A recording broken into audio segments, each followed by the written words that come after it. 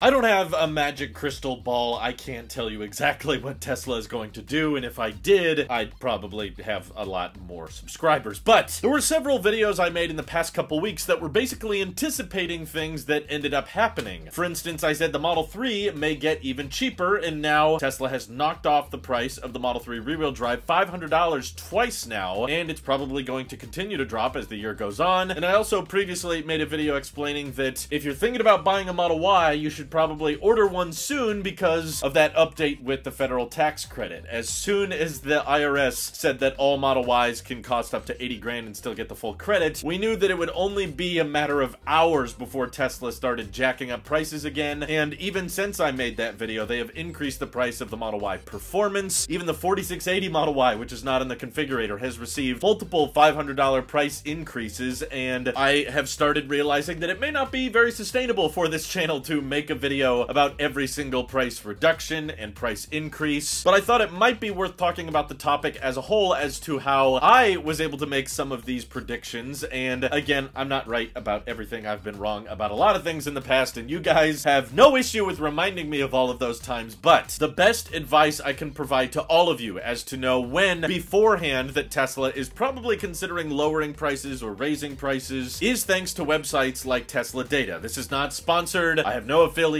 with them. I barely even know who runs that website. All I know is that I've tracked Tesla's existing inventory in the past and looked at that as a good indication of supply and demand. That's ultimately what dictates pricing. And, you know, in the old days, we had dealerships to do that for us, where the manufacturer would have an MSRP, and then the dealer, based on what kind of demand they were seeing in their area, would apply these markups. But Tesla is so futuristic and so ahead of the times, they don't need dealers. The price haggling is actually built into the website, so there's no negotiation of the prices. It's just Tesla dynamically fluctuating the price of the Model 3, Y, S, and X based on how many people are ordering it and based on how many they have in supply. And because of that, we can look at the Model Y and Model 3 inventory levels in the United States right now and see that Model Y prices are still going up, and also the inventory levels are still pretty dang low, like less than 50 at the time of recording this, which means that because of all these massive price cuts, and I'm sure all of those Tesla searches, thanks to the Super Bowl ads from GM and Ram, thanks guys for blowing millions of dollars on Tesla free advertising, the Model Y prices are likely to continue to increase as long as inventory levels are low and the backlog continues to go out. Despite what others may tell you, I really don't think it's in Tesla's best interest, and they've said this on earnings calls in the past. They don't want to have a one-year wait time on their vehicles, because basically how their current system works is when you put in an order for a vehicle, they have to commit to that price, which means that if the price of steel or lithium or whatever goes into the vehicle changes, they have to agree to those prices well in advance. So I don't think Tesla is really interested in having another one-year wait time on the Model Y, but the wait time is clearly growing, which is why the prices are going up. But you notice the prices on the Model 3 are going down, and also the wait time is not going up. Thanks to TeslaData.com, we can see that the inventory levels of the Model 3, you know, they definitely took a big dive once we got the across-the-board price cut so that all the Model 3s could qualify for the tax credit. Yeah, we got a big decline, but now it's kind of petering off, and there have been price reductions, which is great because I still personally think the Model 3 rear-wheel drive in particular, my own personal vehicle, is an absolute steal, and honestly one of the best cars, period, you can buy right now, simply because of how much cheaper it is than all other Teslas. It's the only Tesla in the United States that ships with lithium iron phosphate, which is way better for longevity, and it's still plenty fast, even though it's the slowest Tesla on the website. It was my uncle's birthday yesterday, so he got to drive my car around, and he was absolutely blown away with the speed. And again, with that federal tax credit, because there's lots of Model 3 rear-wheel drive in existing inventory, depending on where you are in the country, if you take delivery before the end of this month, and you get that $7,500 tax credit, that basically translates to a $35,000 new car. Now, factor in the cost of ownership, the fact that this is one of the most efficient vehicles you can buy. It's like the equivalent of 130 miles per gallon, so it's so cheap to run that even if you live in an area with electricity as expensive as I do, you're still going to be saving money on gas, and of course, don't need to worry about brake pad replacements, oil changes, or transmission, or any of that crap. Just the fact that there is technically a, after incentives, $35,000 car with supercharging access and over 250 miles of range, like, it is an incredible value, and I think the main reason Model Ys are still selling so well, even with all all these price hikes is just because we're in the crossover age, the hatchback age. Everybody wants to have more storage space. They like the higher ride height, and sure, the Model Y is a great vehicle. I'm not denying that. It's just, I think that sedans are underrated overall, and there's a lot of storage space in the Model 3. I've done lots of big errand runs and lots of big grocery trip runs, and, you know, through the holidays, we were buying all kinds of gifts and stuff, and we never maxed out the storage space on our car, especially if you're willing to fold down that second row. Like, there is just so much wiggle room on this Model 3, and comparing it to the entry-level price of the Model Y, it's $9,000 cheaper. It gets better range than the standard range Model Y, and it's a lithium iron phosphate battery pack, which means you can charge it to 100% every single day, unlike the 4680 Model Y, which they only want you to charge to 80 or 90% a day. So overall, I still think it's an incredible value, and I'm kind of surprised that they're still struggling to sell them at prices this low, but basically tracking that supply and demand, I think, is a good indication of what Tesla is probably thinking for their next move. When they're going to reduce pricing, I can't tell you, or how much prices could go down, I can't necessarily predict with precision, but I think this is a general good rule to look at. Like, with inventory levels of the Model Y as low as they are, prices probably aren't going down anytime soon. So if you're in the market for a Model Y, check on those inventory levels and realize that, yeah, if I don't get my order in now, there's a good chance I'll be paying a lot more for my Model Y down the road opposed to today. And also, if you're in the market for a Model 3, this might be a good indication as to why it's time to wait. Unless you see inventory levels start dropping down substantially, they're probably going to consider lowering prices even further, especially because that lithium iron phosphate Model 3 is probably not going to qualify for the full $7,500 tax credit come March, so that means the incentives for that Model 3 will be worse because it's an imported battery pack, which is why, even so, the Model 3 has gone down in price again. I still think prices for it could drop down even further because Tesla's just not quite seeing the demand they want for it there. However, another kind of shot in the dark that I thought I should make you guys aware of, again, I don't have a crystal ball, so don't take my word as sacred, but we saw the biggest price cuts in Tesla's history when Model Y inventory levels were at an all-time high. You know, at the end of 2022, they had lots of Model Ys available, but then they dropped the price by 13 grand, and that's when everyone was grabbing them really fast. Well, as of today, we're actually seeing an all-time high inventory level for the Tesla Model S and X, particularly the Plaid variants, and that is making me think there's probably another pretty massive price cut coming to the Model S and X, because Tesla doesn't want to just keep holding on to these vehicles forever. That's just a liability for them, and they want to find buyers for them. And at least where I am, you can find tons of Model S's and X's in existing inventory that are brand new, and it's not like it's a big concern for Tesla to drop prices, because if you remember, when they refreshed the Model S and X, they detailed on the earnings call that these updated ones, you know, with the yoke and everything, they're actually cheaper to build than the old Raven Model S's and X's from 2020. And Tesla was comfortable selling those old Model S's for the classic price of $69,420, which means if Tesla really wants to get competitive in the luxury EV space, they could probably start bringing down the price of the Model S and X to undercut Lucid and undercut a lot more luxury EVs out there. And I just want to warn you guys about it, because there's probably some of you thinking about putting in an order for a Model S or X, or maybe thinking of buying a used Model S and X, but with inventory levels this high, I wouldn't be surprised if there's another massive price cut coming. I don't know if it'll be a massive enough price cut for them to qualify for the tax credit, probably not that much, but maybe another 10 grand off or another $12,000 to $13,000 off, so that these inventory levels don't continue to grow like they are. And because this method seems to work pretty accurately, it's also why I expect the first generation Cybertrucks to not be cheap at all. We don't have any in inventory right now, but demand is off the charts, especially in the US. People love their pickup trucks, but especially Tesla fans, they want any and all news surrounding the Cybertruck. So because inventory is going to be bare bones super low at first, and demand is going to be off the charts, that's why I think Tesla will price it accordingly very, very high. So hopefully that gives you guys some insight, because it's just happening way too frequently for me to make a video every time prices change, but I'll make community posts and tweets about them. So feel free to follow me over on Twitter if you want more updates about that. And thank you to everybody supporting this channel directly. It seriously helps us out a ton, as does just watching these videos. So thanks again. Have an excellent rest of your day.